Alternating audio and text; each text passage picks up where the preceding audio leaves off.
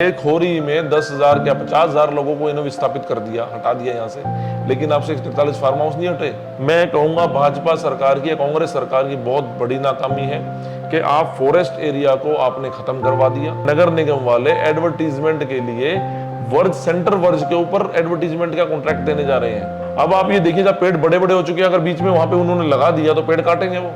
ये कोरोना काल में भगवान ने हमें एक बार सूचित कर दिया था कि आप सुधर जाइए, हाँ छेड़छाड़ नहीं की जाए, सुधर जाओ, ये कहा था, लेकिन फिर भी कोई सुधर के राजी नहीं है। ये जो बड़कल झील को भरने का ये प्रोग्राम बना रहे हैं, आपने बड़ी करीब से देखा इस मामले को, ये जिंदगी में नहीं भर सकते इसको। नमस्कार, फरीदाबाद मुद्दा बहुत गर्म है और गर्म इसलिए है क्योंकि बरसात के इस मौसम में आम तौर पर पूरे शहर में प्लांटेशन कार्यक्रम चल रहे हैं, लेकिन इस शहर के लिए और पूरे दिल्ली एनसीआर के लिए ऑक्सीजन की जो सबसे बड़ी फैक्ट्री है अरावली, उस पर सुप्रीम कोर्ट का एक बहुत बड़ा फैसला आया।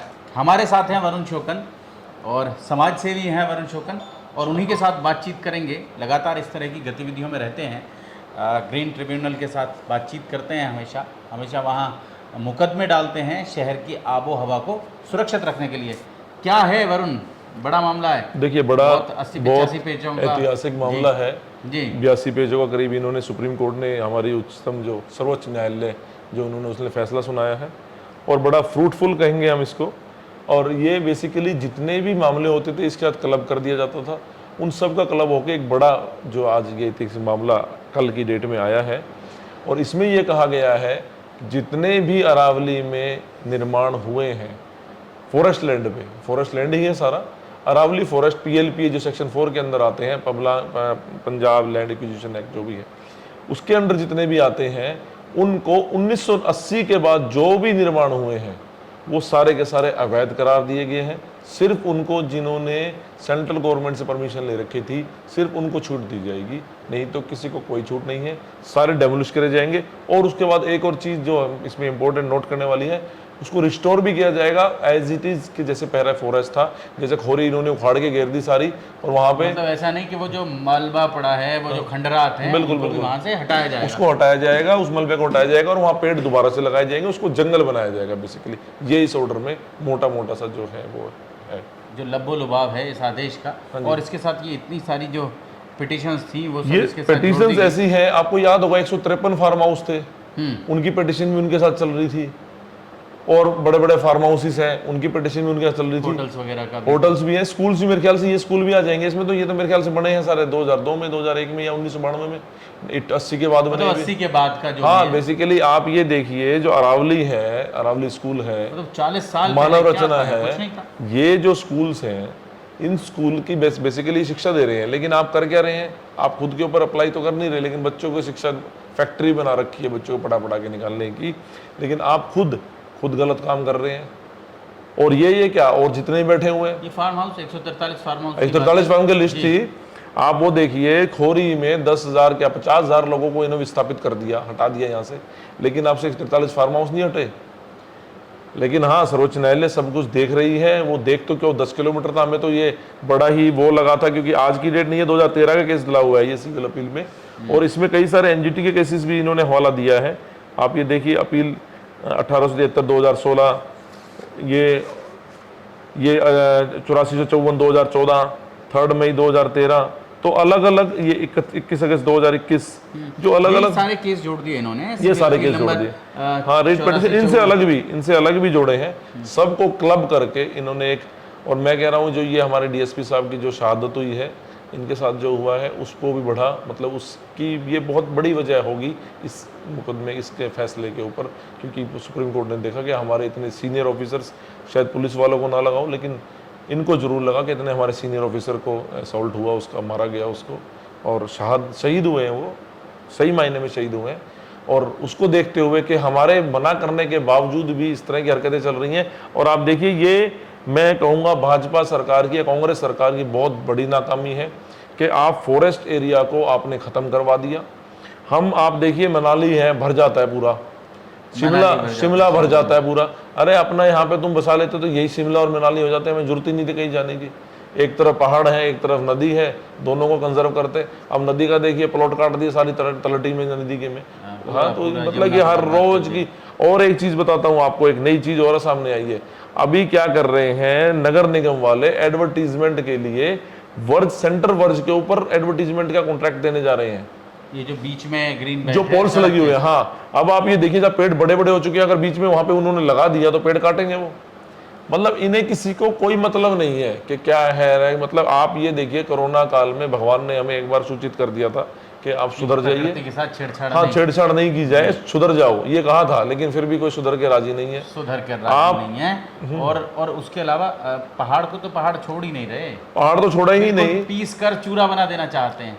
ये हमारे मिस्टर लाल सुबह सुबह भी निकलते हैं अनंतपुर की तरफ, वहाँ जहाज़ों पर, मतलब आप ऊँट के ऊपर भी हाँ ढोया जाता है। ढोया जा रहा होता चलो वो तो अपने घर के बसाने के लिए। चलो अब ये देखिए, वहाँ पे हमारे बड़ा अचरज हुई कि एसपी साहब ने वहाँ पे जो मेवात में प्रेस कॉन्फ्रेंस की, उसमें कहा जी नहीं ये तो चोरी थी, ये माफिया नहीं है। माफिया कैसे नहीं है?